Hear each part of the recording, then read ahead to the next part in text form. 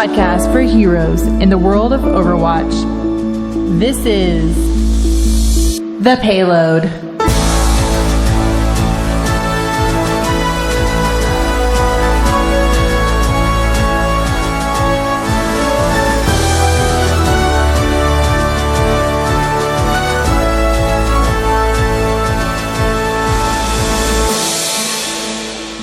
Hello, friends. Welcome to episode number 8 of the Payload podcast. We are a Overwatch podcast. Oh man, I haven't done this in a while.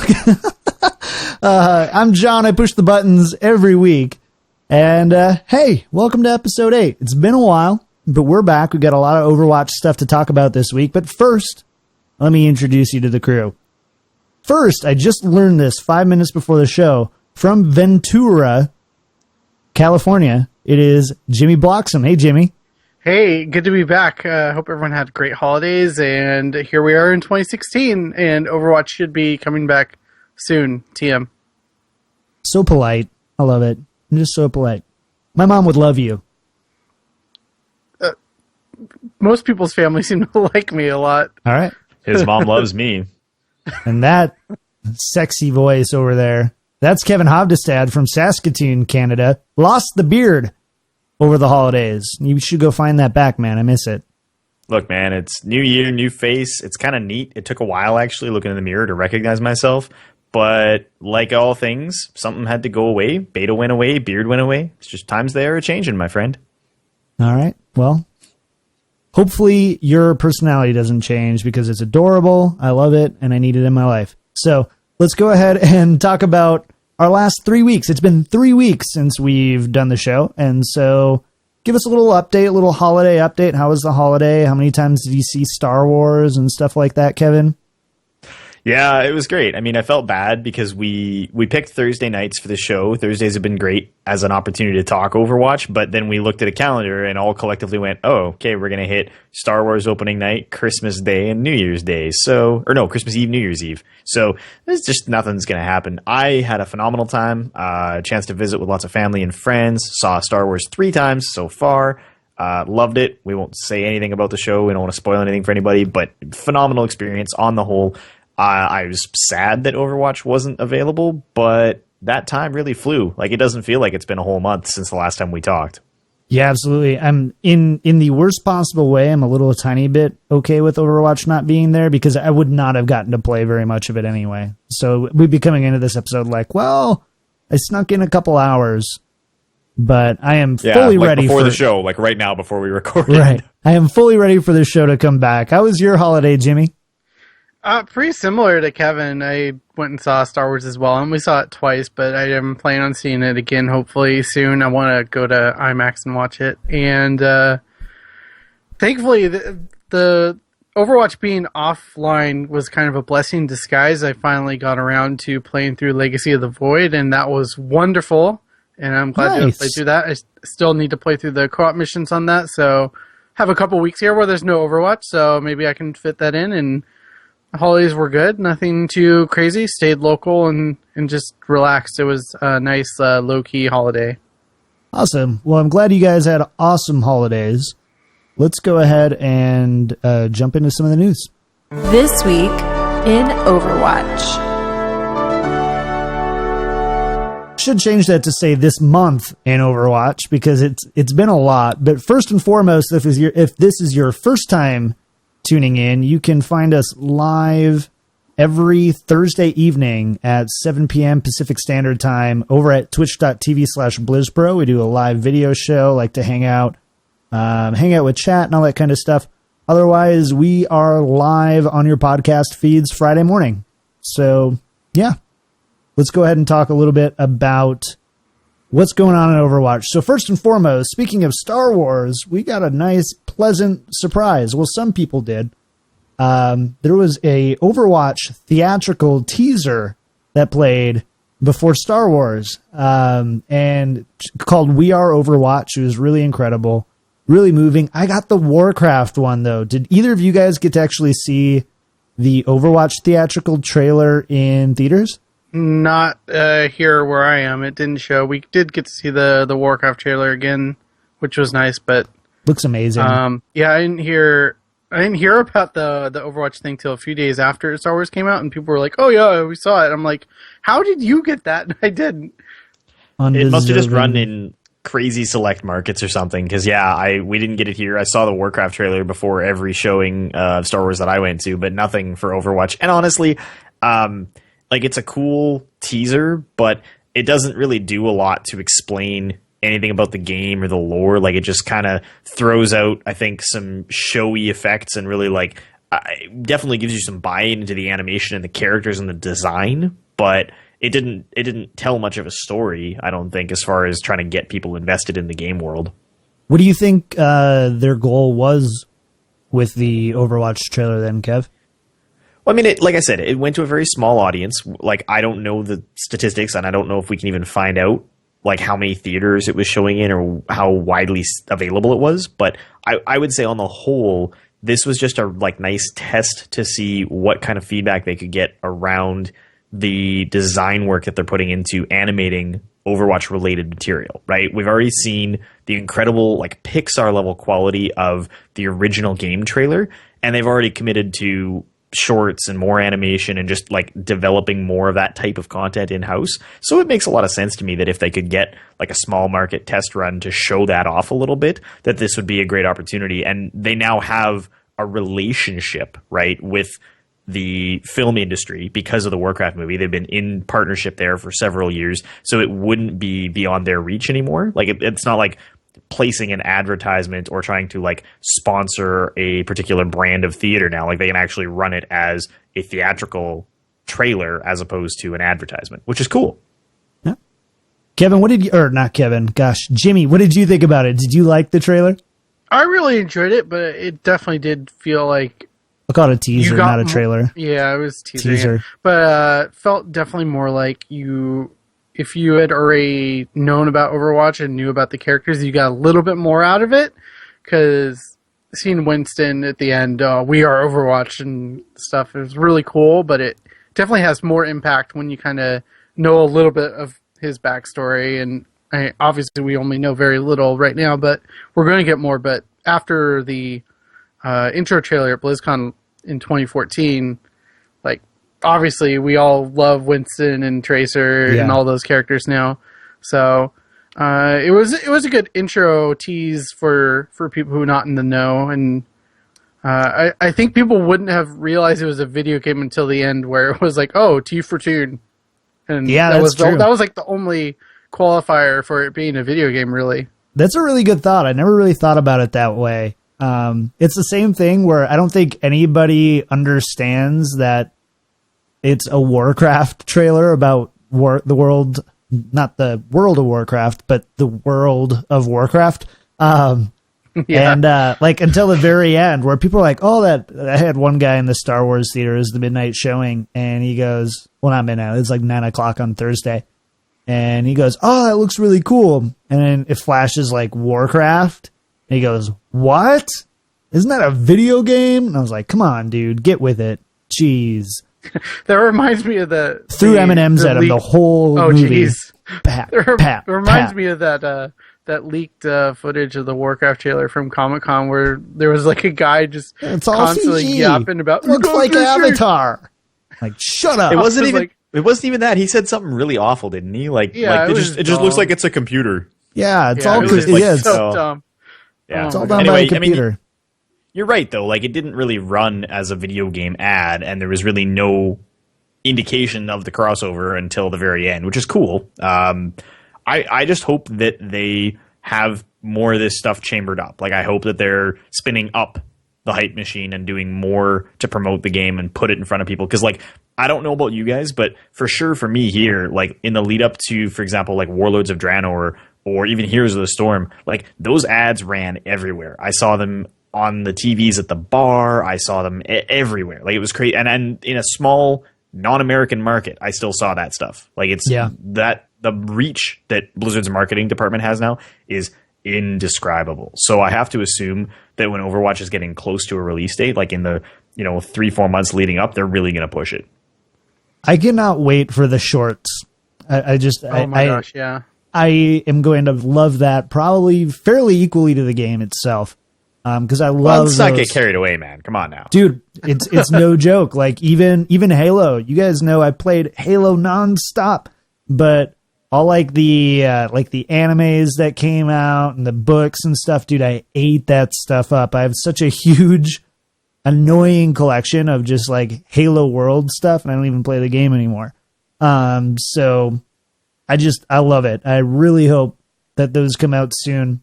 When do you guys think we'll see those? Do you think we'll see any of the short stuff? Did they give a date at all for any of that? I don't think there was a firm commitment, no. I would think in the next couple months leading up to the release, we'll start getting some of those, I would imagine. That's fair. And I think the only thing I'm concerned about as far as the teaser and stuff they're teasing about Overwatch is this one, as much as it didn't really tell a story, it kind of implied that there was this big overarching story for Overwatch, and I feel like that's not really what the Overwatch game itself is about as much, because it's very much a competitive shooter, and multiplayer is obviously its focus, so I'm a little, part of the back of my mind, I'm a little concerned about that. It's going to be amazing. You just got to have the faith, man. You got to have the faith. Sorry, Kev, you were going to say something? I saw you. No, I mean, I'm thinking like to Jimmy's point, basically all I would say is the game is allowed to have a story that isn't a part of the gameplay. And I think that's actually a very healthy thing, because I think it encourages people who want the story to go exploring for it, appreciate it, enjoy it as its own separate thing, rather than the sort of like, imagine how forced it would be for Overwatch to have had some kind of like meaningful single player campaign to explore these characters and get to know them. Like you would have had to play it through as one character, or like from several perspectives in a weird synergistic way that maybe there's characters you don't enjoy playing. Like there's a weird sense to me that would never have flown. And it's immediately apparent why that's not part of the game. So I think it's actually kind of cool that like you can just jump into the game, play it, enjoy it for what it is, never take in the lore further than that, or you can go off the deep end, shorts and merchandise, and you can go edit the wiki and be super hardcore into it if that's your thing. Like, and there's room for everybody on that spectrum. I would just love to do the Mercy campaign where you just walk around healing other people while they do all the damage. That'd be so fun. That's sarcasm, by the way. Don't get carried away. That sounds awful. That's just how ranked matches are going to be. You're just going to run around healing people. And that's pretty much it. That's all I do. But speaking of merchandise, Jinx announced that they're going to be getting a bunch of Overwatch attire and apparel coming soon, TM. So I'm really excited about that. I need more Overwatch. I need more Overwatch stuff, more merch, more things to do. I don't know, man. The Blizzard stuff, like the in-house stuff, is pretty good. If you don't already own that track jacket, you need to get on it, because that thing is awesome. I don't like it. The original one, the light gray one? The light gray one. Oh, not a fan. Wow. No, not a fan. Oh, no. I bought it, and I loved it. I still need to get it. It's worth it, dude. It's totally worth it. I just got an awesome new Tempo Storm shirt, so that was my apparel money. They just got with Into the AM, which is like a pretty cool company, and I just got their shirt and it looks amazing. So sorry, sidebar. Let's go and talk about some other Overwatch stuff. So semi big news, not necessarily, we don't know how much it correlates to Overwatch, but Activision Blizzard purchases MLG for $46 million. So for those who don't know about MLG, MLG stands for Major League Gaming. They've been around for a long time, arguably one of the first large eSports organizations, especially in the console world. You could make arguments for sure in the PC world that it was elsewhere, but definitely in the console world. And Activision Blizzard picked them on up. MLG, kind of a dying brand. I mean, multiple millions of dollars in debt. I think almost as much debt as they were bought for. Like, I mean, basically a big chunk of it is just going to go straight to paying off that debt. But they're going to take up all MLG's assets and everything like that. So I have a question for you. Is this going to affect A, Blizzard, B, Overwatch? And if so, how do you figure, Kevin Hovdestad? Yeah, this is a tough one. Everybody's asking what this means, and the straight up text of the agreement and what's now come out since, now that it's been confirmed by both parties, is that it was largely an asset acquisition. So Blizzard owns MLG's properties, equipment, took over a lot of their staff. MLG was not in a good place. Like, MLG had been hemorrhaging money. They were not doing a phenomenal job. They had some cool stuff coming out, and I loved their events. I loved MLG's StarCraft events for years, were like the core of our local Barcraft scene, and just, they were a great company. They did a lot of cool stuff, but there just wasn't really a good, like, long-term sustainable vision for how to make that project work. So how does this affect Blizzard? We've actually seen them do this before, right? They bought out IPL out of the IGN offices up in San Francisco back in, I don't remember, that's like 10, 11. 2013? 13? Is that late? Okay. Anyway, a lot of those staff worked for Blizzard. They took over that office. They had a San Francisco location for a period of time. They used that as a springboard for some of their esports stuff, and later divested themselves of most of it. So I don't know that this is going to be a huge change as far as, like, comparatively speaking, having MLG under their hood. Maybe it gives them some extra staff. Maybe it allows them, like Activision more than Blizzard, to ask MLG to focus on their properties, because I know MLG was kind of going in the direction of a lot of Call of Duty stuff. And then as far as how this affects Overwatch, either in tandem with or maybe possibly ahead of Heroes of the Storm once it launches, is Blizzard's target for esports growth in 2016. Like, that's where they want to see major momentum, and they've had great uptick over the last couple of years in Hearthstone, so I think they could probably execute in the same way in their other platforms. I don't know that they have a plan for Overwatch for this year. With the game not coming out until the spring, like, we're thinking, what, like June is kind of what we're saying at this point? If it's not coming out until June, yeah. I think May. Okay, well, but either June way, feels really summery to me. Even still, right, that only leaves you 4 to 5 months of time to try and do anything in the lead up to BlizzCon, and that was really constrained last year when they tried to do that for Heroes of the Storm. Like, it basically didn't give them any time to really put together a meaningful pro scene. They could throw a couple of tournaments, it could be run at some other, like, third-party events, but I don't know that I think it'll be more like the first year that that Hearthstone or Heroes of the Storm were shown at BlizzCon, where it was like, they grabbed like show matches. Few like show matchy teams and stuff. Yeah, that's my best guess. Jimmy, weigh in on this one. To answer your two questions, no and no. I really don't think the MLG acquisition is really going to affect Blizzard too much, just because Blizzard very much operates very independent of Activision, even though it's called Activision Blizzard. And as far as I know, their esports team is kind of given their own devices to run it how they want, and I don't think Activision really has much of a say in it, but this could change, obviously, and they could do it however they want to do it. But I know Kim Fan and her team put in a lot of work for how small of a team they are. But if this does potentially affect Blizzard, because like I said, anything's subject to change here, and if it affects Overwatch, I would not be surprised if MLG tries to run some sort of console tournament version of this. I know we talked about this a few weeks ago, that PC is going to obviously be the focus for esports, but it wouldn't be much of a stretch by my thoughts that MLG might try to run a console version of Overwatch tournaments.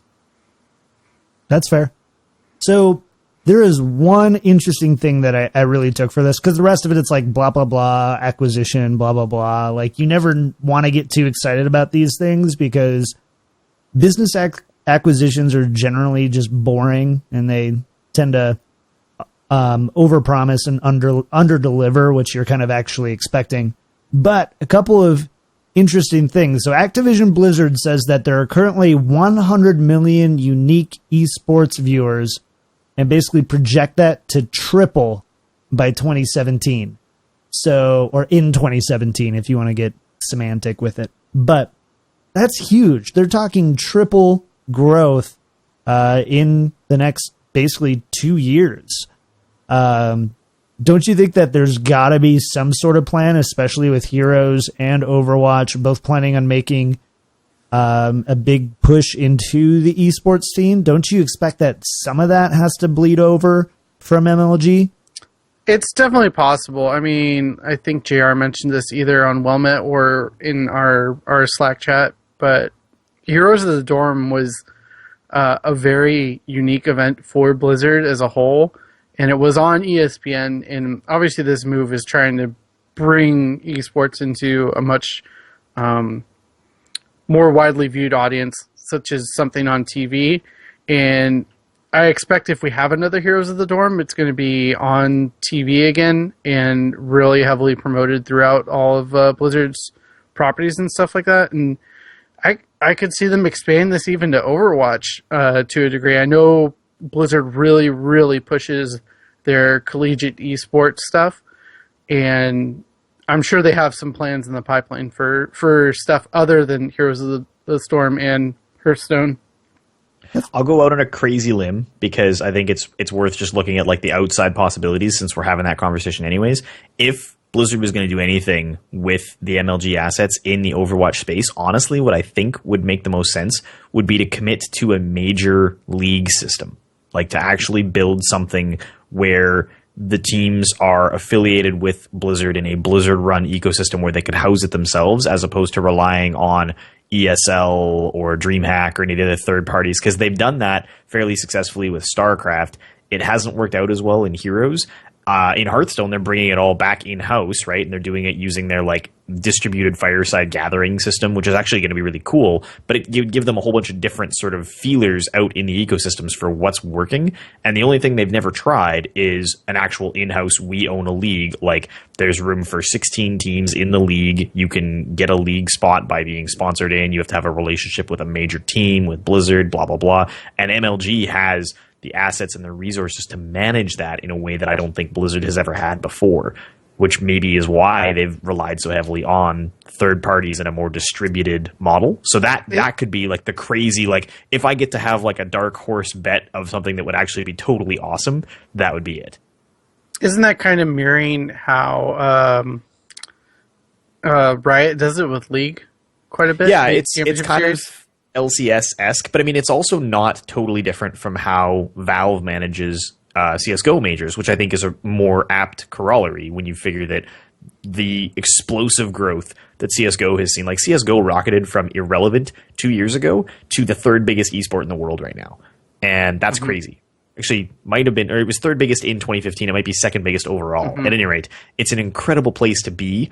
And I can't fathom a world in which they don't actually want to capitalize on some of that market share by putting together something that has a consistent format as opposed to it just tags along at every other DreamHack and IEM like every other esport game, right? Like they need a dedicated channel, and this would be the way to do that. I do feel like this MLG acquisition is a bit more focused on Call of Duty, but they proved me wrong. That would be fine by me because I'm not the hugest Call of Duty fan, but I'd rather see Overwatch than Call of Duty, to be honest. Yeah, that's fair. I would agree with you, but then again, I'm not doing a podcast about Call of Duty, so there's always that slight bias. Yeah. Are you saying we're biased? We're really biased. We're really biased towards Blizzard games. It probably drives people nuts sometimes. Let's go ahead and jump into this next one. This one's a little bit older, but it is a pretty big deal. So Chris Bratt from Eurogamer did an interview with Jeff Kaplan a while back titled Why We Won't, or Blizzard, Why We Won't Sell Overwatch Heroes. Great article, really well done. I think it felt really transparent, which is something I really appreciate about Jeff Kaplan. I feel like when he's allowed to say things, like he's as transparent as possible, sometimes a little markety, I guess, but overall, like feels like very transparent, doesn't really hide from too many things. And so goes through, and there's a lot of big topics here. You've probably all heard of them by now.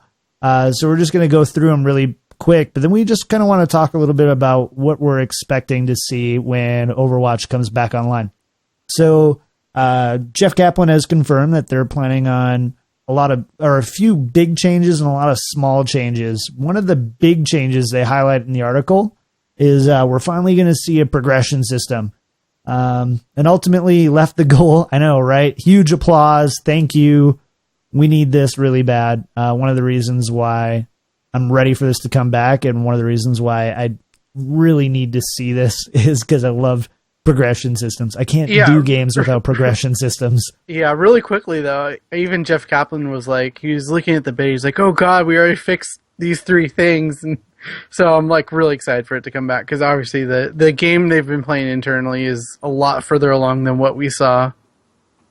Yeah, absolutely. So we're going to see a progression system here. And really, all the confirmation is what that's going to look like is all Jeff said was ultimately something where balance is to where higher skill players progress faster, but everyone feels like they're progressing is their goal. So that's very wide to an answer. We'll just have to see. Kevin, you are notorious for calling these types of things as far as what you think a progression system will look like. I think we called for Hearthstone. We basically called the whole Hearthstone World Championship stuff on the format for Well-Met. So let's talk a little bit. What are you expecting here for a progression system in Overwatch? Well, the trick here, and they've actually alluded to this in some of their other interviews and elsewhere in general, is for Overwatch to have a meaningful progression system, they, like in every way, at every juncture, they have doubled down on the notion that you have to be able to feel like you can switch heroes at any time with no penalty. There's got to be no reason why you couldn't choose whatever hero you want to jump back into the action and fill a new role. So the progression system has to reflect that, right?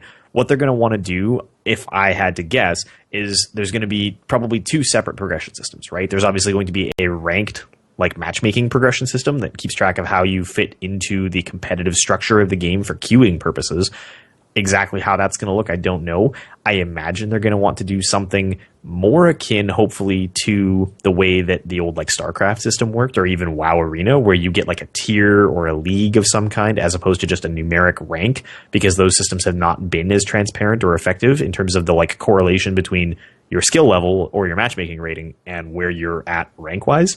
The account progression, I think, is going to have to be something that reflects basically your time played and your skill level. So they can do that in a number of ways. I imagine it will be a combination of like raw in-game contributions that allow your account to level up and unlock some flair and stuff, whether that's additional skins down the road or sprays or any number of other cosmetic effects. There will be things that you can do. It could be as simple as like in-game portraits next to your profile, but they'll do something in that same vein that allows you to show off the amount of time and like success you've had in the game.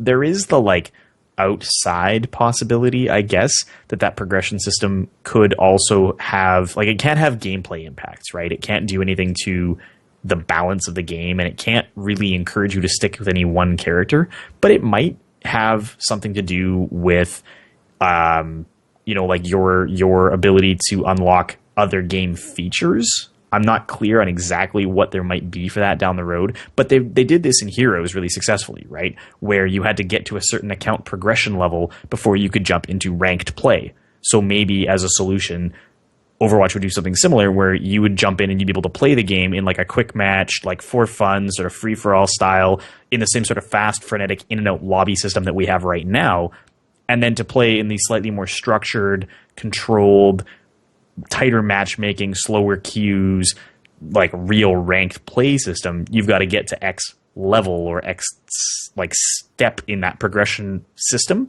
And I wouldn't be shocked by that, because I feel like that would be a really good way to solve for some of the other irregularities that tend to occur in Blizzard's matchmaking systems when they can't really effectively account for gaps, not in skill necessarily, but in experience. You can take a brand new player who's phenomenal at games but has never played Overwatch, and they just don't have enough game knowledge, right, about the characters, the mechanics, the physics, whatever details they lack to jump in and play at the level they're going to play at. So they've done this with some of their other games where they kind of like siphon off the newer players, and until you've played X many games or reach X level, you're kind of in a separate pool with the other new people. And I wouldn't be shocked at all if Overwatch did something similar. Jimmy, what did Kevin get wrong? Everything. No. Wow. Come on. Jeez. I'm kidding. Come on. But Anything one else? beard. One beard. It's true. The beard. All credibility gone. Just out the All window. the mojo Jeez. was in that scruff. Yeah.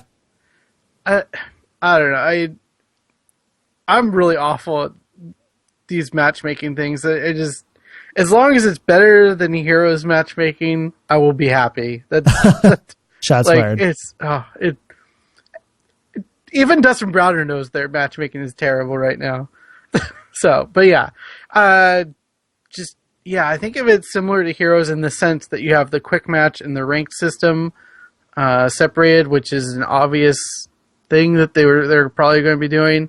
And I like the idea of having to have X number of games or X account level before you run into those the ranked matches, or maybe even something like you need to have played at least an hour with every hero or something like that. I think that would be okay for me for having to unlock ranked play, just so you're familiar with having played every single hero in the game. But granted, that is 21 hours, and that's a pretty good investment. Does sort of run contrary to what I said earlier, which is they don't want to feel like they're forcing you to play a particular character. Right? If Kevin said it, it's true. I'm on my last 20 minutes of Widowmaker. I have to play Widowmaker because I want to unlock. Like I don't think they want to do anything. Nope. Yeah, they're not going to do that. I didn't think that one through, obviously. Words, just words. See, like I told you, I'm not good at this matchmaking thing. That's why I'm not a game designer. Okay. I have to pose a question. I'm jumping down a little bit because this is going to be a topic that we're going to kind of talk about later in the show. But this seems like a perfect chance to talk about this now, Kevin. So. With that, Animumbra on Reddit posts a thread saying, "Does Overwatch need solo ranked play?" Now, obviously, Overwatch is a very team-based game, and people who play together typically have a very big advantage over people who don't. Like, it's not just something that you can outskill alone. It feels like in the game. Do you guys think that we are going to see some sort of solo queue ranked play for Overwatch? What do you guys think? I hope so. Okay. I will be the bearer of bad news. It would be the correct thing to do, and they probably won't. Historically, what we've seen Blizzard do with matchmaking where you need to do groups of players, right, is they either have pure like solo 1v1 type stuff, or they have random team compositions where, for sake of argument, like if you go queue up right now, if the three of us wanted to go play StarCraft, okay, we can queue in as an organized group of 3 players and hit an organized group of 3 players, or we can queue in as 3 players for 4 player, get a random 4th, and hit 4 random players who aren't coordinating with each other at all. Now, the matchmaking systems have always tried to balance this as best they could, but fundamentally, no amount of matchmaking rating calculations can really effectively take into account the ability to cooperate with somebody who you've gone in with a pre-organized plan with, or with people that you just straight up aren't going to get mad at and are going to cooperate with. Like that's a huge thing in any kind of game that has a team focus. Here's the Storm has, to Jimmy's point, had some struggles with this. It doesn't really have a good system. When they eliminated the ability for people to queue in groups of more than 2 in their hero league, they should have just gone to solo only and solved that problem and separated individual from group. That's what I would love to see in Overwatch. I would love to see your ability to queue as a solo player where you get queued in a pool of only solo players, or you can queue in parties and then you're jumped into a pool of people who are only in parties. Now that creates some difficult conflicts because if you've got a party of 2 and a party of 3, those people can't ever be placed together in the matchmaking system because there's no 6th player for that team, right? And then obviously there's some math problems that have to be solved for that. You can't ever have a party of 5 because you'll never get a 6v6 game. Like it's a math issue as much as it's anything. But at the end of the day, right, it would be so much better for the game for there to be an independent solo queue space where you know that everyone has to start from the same ground zero point of coordinating with their brand new team with no pre-existing organized win condition planned by people in advance of that match. And I think that's super healthy for competitive gaming in general. And I would love to see that in Overwatch, but I don't think they can do it. Fundamentally, it just creates too many constraints on the matchmaking process. And this is where I'm actually going to disagree with you here. Like, I agree with your premise, but I disagree with your reasoning because I've been playing a lot of Rocket League lately, and they actually have basically this exact system where you have a solo queue where you can only go in by yourself, or they have a group queue where you can go in by yourself and get paired up with a group of 2 or 2 other singles. But hey, you're going into standard. You're not going into solo. And it's just that simple. And that eliminates any math problems that you could come. Because you're right. If you can only go into group play with a group and only go into solo play with solo, which obviously is the only option, like, you have math problems. But it's very simple to say, well, I just want to play with groups, but because I have a better chance of having a better team because I have people who are going to coordinate, but I'm going to go by myself. I don't think that that's a constraint. I mean, hard to say, right? I like the Rocket League analogy, though, because I totally forgot about that. You can totally queue into, I only want solo people with me, or even if you're just playing by yourself, I'm okay with playing with a group of players who are played to get grouped together or whatever. And I think I actually really like that solution, because I do think a solo MMR queue system is needed for this, just so you're matched up a little bit more evenly. Because, like, on Heroes, my MMR is so, I don't know, it's totally messed up, I feel like, because I play with such a wide variety of people. I play with people who want to just be casual and play quick match or whatever, and sometimes I'll play quick match with people who are really hardcore about the game, and so my MMR is just weird. Yeah, I don't know. Like I said, I do think it would be good for the game, but Blizzard's priority, right, and we've seen this demonstrated in all of their games up to this point, has been to make sure that the game runs very fluidly, that matchmaking times stay low. Nobody wants to sit and wait for an ideal game for 10 minutes, right? And that's the trade-off. The trade-off is always going to be, how long are you willing to wait versus the quality of game you get. Fundamentally, I think they're going to continue to err on the side of the smoothest gameplay experience possible, which means minimal downtime, minimal waiting, because if you sit for 5 minutes and you don't get a game, you're just going to log off like that. And I know that's not us. I'm not talking about us. I'm talking about, like, the royal you. There are people out there where they've got 30 minutes to play a game, and if they spend 10 of them waiting to play the game, they're out. And that's a reality that Blizzard has to account for. Plus, don't forget, in a normal situation, like when we're having this conversation about Here's the Storm or any PC game, okay, you're talking about a unified player base. Overwatch is going to have a player base that's split across 3 independent platforms that can't communicate to one another. The PlayStation platform has to have enough players online to sustain PlayStation matchmaking. So if you've got solo queue ranked, solo queue unranked, group ranked, group unranked, full group ranked, full group unranked, all of these things happening all at once in separate pools in just PlayStation alone, the matchmaking is going to suck and the times are going to be awful. So they've got to do very loose matchmaking to ensure that you get games. That's going to be how it's going to have to work because of the segregation of the player base. So I have a question for you, John. What does Halo do for this? I mean, Halo doesn't prioritize it at all. Like, you can queue solo into every, or at least last time. I don't know what the new Halos do. I stopped at Halo 3 and I can't even really remember. But Halo 2 for sure, it was, you solo queue into everything, and if you'll get in a group of 4 or 3 other rando dudes against a full team of 4, and you'll get wrecked, and it's not fun, and you never play alone. But I don't think it has to be that difficult, Kev. Like, I literally think you can have an unranked, no affiliation to group or no group, and then you have a ranked solo and a ranked standard, we'll call it, or whatever, just like Rocket League. Works fine. You're playing unranked. Like, that's it. It's unranked. Nothing matters. And so I don't think you have to put a constraint on that. I mean, fundamentally, I agree with you, and I think that would be the correct solution. I'm just thinking about it from just like a matchmaking building perspective, and what you're proposing makes sense given a player base of X size, right? What is X?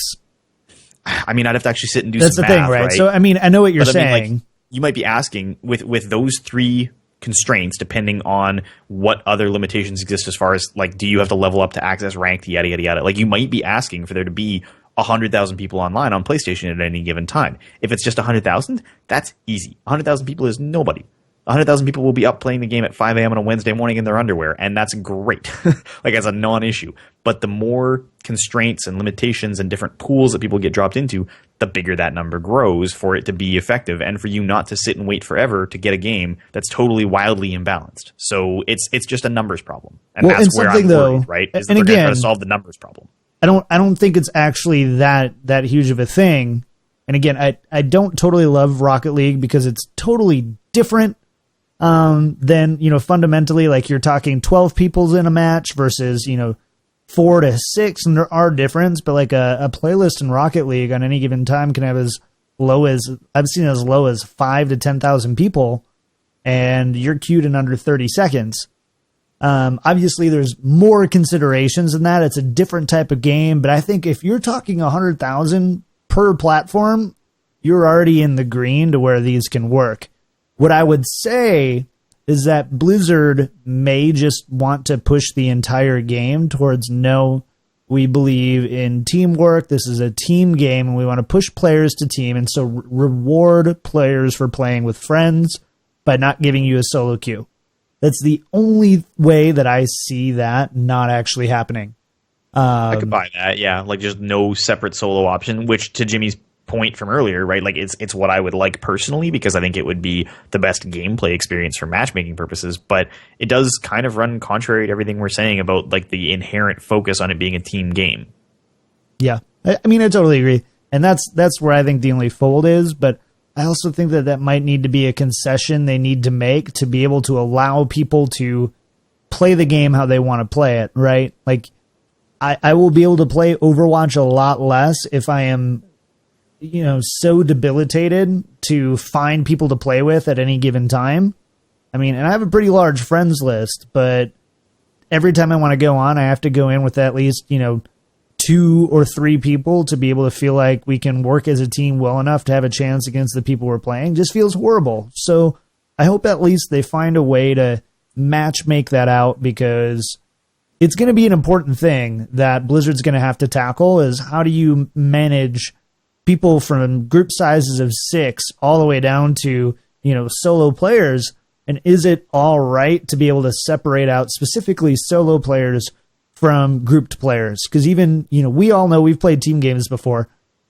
Being with even one other person that you can communicate with is a game changer when it comes to being competitive and playing the game. And so I feel like they really have to have a solution for that. Yeah. So anything else on this guy here? Well, no, soon. I'm glad it's not my job to figure this out. That's true. I mean, it is a lot of math. I love the math as much as anybody else.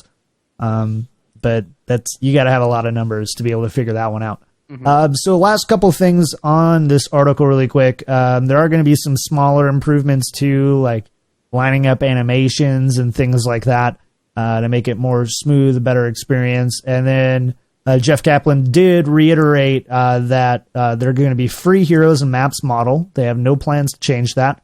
Monetization will come elsewhere, but he did not confirm skins or sprays, didn't deny them either, but they hope to have the system in the game in late January, early February. So that about wraps it up for that article. I think we already did the solo ranked play stuff. So, Kevin, why don't you take us away on this last topic here? Yeah, so guys, we're not going to keep you for too long because this has been a crazy show with a lot to go over since we've got a month worth of stuff to condense into a week. But we did want to talk a little bit, since we kind of started to dig into it already with the MLG stuff, about where we see Blizzard going with Overwatch eSports in 2016 and beyond. So the game is, as it stands, slated to come out spring-summer of 2016. That doesn't leave them a whole lot of time to start much of anything up this year, but they're still going to try, right? I mean, I fully expect this game to launch in June, and for there to be a pro event of some kind by the time we get to August. And because it's going to be early stages, because there's not going to be any early access to set anything up or test anything, I do expect it to be something that Blizzard's going to run in-house or work very closely with partners on, similar to how they handled the individual summer monthly championships for Heroes of the Storm last year. So the question becomes, where does Blizzard want Overwatch esports to go? Now, the wonderful thing about this game, right, is that it is such a huge team-focused thing. You're going to be able to have players that understand different roles, different characters, practice a bunch of different strategies and different maps. The competition in this game at the highest level already in the beta, for what we've seen from like the couple of tournaments that have been run, looked unreal. Like the skill level difference between me going and playing random queue with some people and watching these guys on the stream is like night and day. And I do think that there's room for people to really appreciate that. This is the wonderful thing about this whole genre, right? Is that anybody who's played any shooter game ever, right? Back to the earliest PC shooters in the, like, I dare to say it, but like late 80s, early 90s on a strict technicality, can understand what they're seeing. They can understand line of sight, time to kill, headshots, like all of these things are easy, meaningful, understandable things for everybody. So I think it's going to have a really great opportunity to make a big splash. So we talked a little bit about this on previous shows about the split between PC and console, and I think the jury is kind of out, but the consensus here between us was that PC is the way that it's going to have to fly, just by virtue of how you set it up, being able to play online, being able to stream and cast it effectively. Like, that's the environment in which the most competitive play will occur. What do you guys think? Do you think that Overwatch is going to hit the ground running, that Blizzard has spent the time and the money to get an in-house tournament system together, to have like a big esports presence this year, to have like a first-time World Championship event at BlizzCon? Are we ready for that? I hope so. That would be nice. I don't see a World Championship this early. I mean, because that's less than 6 months after release. And I don't know. We'll see. I could see them doing kind of maybe having one season of WCS style season where like we're having the spring, summer, fall seasons. Maybe they just have a fall season for Overwatch and maybe have the finals at BlizzCon because that's what's going to be for the other games. But we'll see. I'd be surprised if we get a whole lot this year, even though that's what I would really like. So I'm going to have to say, when Overwatch comes out on May 24th, you've got 6 months at that point, right? Until maybe unofficially, but let's just assume BlizzCon. That's not a lot of time, especially when you're coordinating such a huge team worth of stuff. Like with Hearthstone, let's say it was Hearthstone coming out May 24th. When that happens, I think Hearthstone, you could do it because it was just so popular right away, and it only requires one player to be able to play a bunch of time, but coordinating 6 people and getting to that level of coordination, I think is huge, not to mention it just coming out from a very small beta, where at the end of Hearthstone, the beta, just really ramped up. I don't foresee it. I want to see it. I believe we'll see something of a competitive format at BlizzCon or whatever they end up doing at the end of the year to kind of celebrate Blizzard games. But I don't know if it'll be like anything like we're seeing with the World Championships for the other Blizzard games.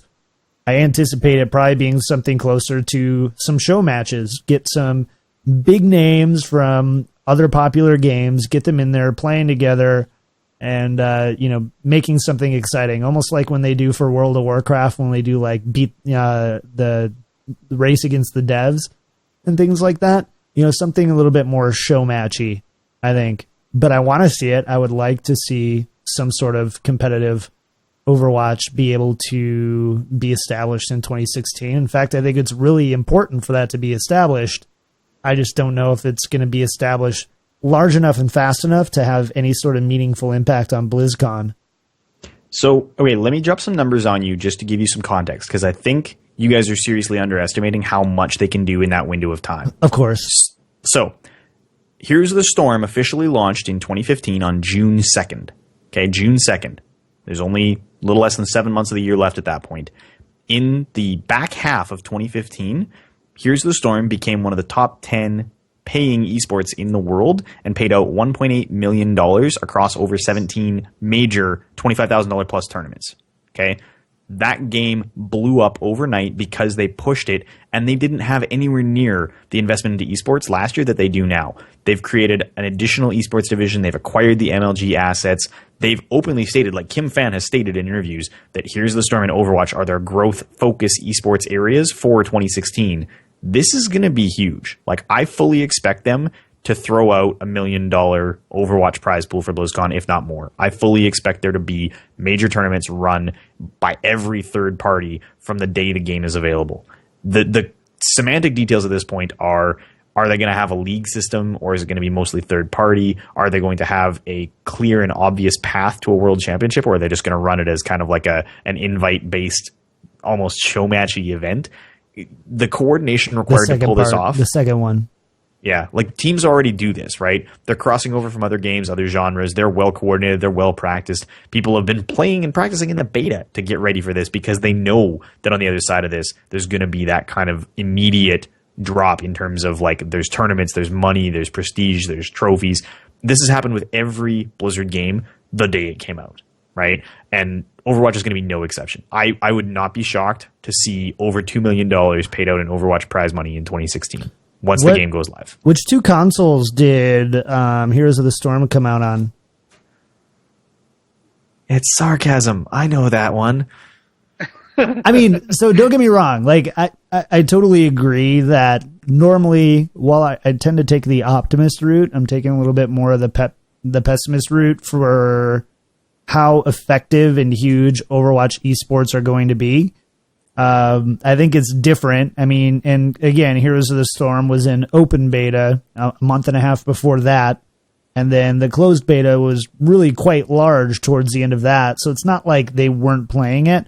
So far, the beta has been very small. We're talking the tens of thousands probably versus the millions signed up. There's no doubt that Overwatch, in my mind, is going to be, in my opinion, probably the second. I think Overwatch will overshadow Heroes of the Storm. I think it'll only be second to Hearthstone, and I think it will only be temporary, potentially, and it could be up at the CSGO level. I don't know. But I think the draw is there to do that. I just don't know how quickly you can coordinate that type of thing, because at the same time, you know, Heroes of the Storm is not a new kind of game. Like neither is Overwatch. I mean, the closest thing is maybe like TF2, maybe some like Doom stuff, I guess, maybe. But even then, like, I would say as far as genres go, it's definitely the most unique next to, for competitive sports, next to Hearthstone that we've really seen. You can't compare it to any other major esport, whereas with Heroes of the Storm, you can compare it to 3. And so I think drawing the parallels to Heroes of the Storm might be a little premature. I want you to be right. I'm not paralleling the game. I'm paralleling the investment. And that investment is made by Blizzard. It's made by DreamHack. It's made by Intel Extreme Masters. It was made by MLG. Won't be anymore. But like the resources required to pull that off exist. And I guarantee you there's already teams lined up chomping at the bit that will play in those tournaments when they go live. This is a question of how big, not will there be Overwatch esports in 2016. Like, it's a question of how much, not totally. If. I agree. And for me, I'm saying I don't think we're going to see these huge tournament. I don't think we're going to see a Heroes of the Storm like just giant ESPN2 year one type stuff. Like, I don't think that we're going to quite see that, but I think in 2017 you will. I don't think they'll do a Heroes of the Dorm-esque event at all, no. But I mean, in terms of just, you know what I'm saying, right? You know what I'm saying. But I think the raw investment will be there for sure. All right. Fine. You're right. You're right, Kevin. I'll give you launch date. You give me this. We'll call it even. Okay, that's fair. That's fair. All right, guys. I think we got to get out of here. We're coming up right on an hour. That was fun. We need to do this more often. How about we do this same time next week? What do you think? Let's do it. I like it. All right, cool. Well, thank you guys so much for hanging out in the show. We are the number one, guys. We are the number one Overwatch stream right now, which is insane considering there are absolutely zero other people playing or talking about Overwatch at this time. But it couldn't be done without you lovely people in the chat. Check us out every Thursday, 7 p.m. Pacific Standard Time over at twitch.tv/BlizzPro. We want to start getting into your emails. So as things come near and dear and you're getting excited about us, send us an email to thepayload@blizzpro.com. We'd love to answer your shows or your questions on the air. And as well as if you like the show, shut up, you guys. Shut up. This is hard to do, okay? There's a lot of stuff going on.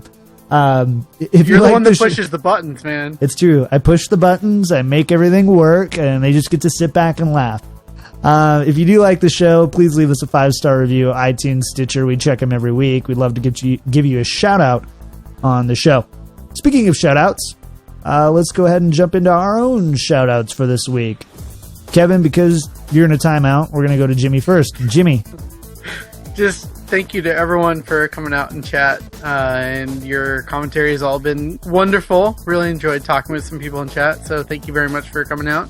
Thank you for the podcast listeners for downloading and listening to us. And if you ever get the chance, come join us on Thursday night, 7 p.m. Pacific. Yeah, cool. What about you, Kev? I'm just glad to be back, guys. It's been too long. I didn't realize how much I missed it till we got back into it. The month away was too much, and I'm super, super excited for us to get this beta back and have more to talk about, because when beta does come back, there's going to be lots going on. The game's going to be in all kinds of iterative tests, development. There's going to be new stuff to try out. We're going to be able to talk game design, user interface, tournaments, all kinds of stuff the day that beta goes live again. So really looking forward to that. In the meantime, if you're not already following me on Twitter, I'm working on some other cool side projects. Not all Overwatch related, unfortunately, but lots of cool gaming related stuff. Would love to chat with you guys. Hit me up at Lack of Realism. Adorable. As for me, nothing new coming up this week. Trying to get some more gaming in. Rocket League is destroying my life. I am playing so much Rocket League right now. I never thought I would ever say that. So, Overwatch, please come back. I need something more to occupy my time. But yeah.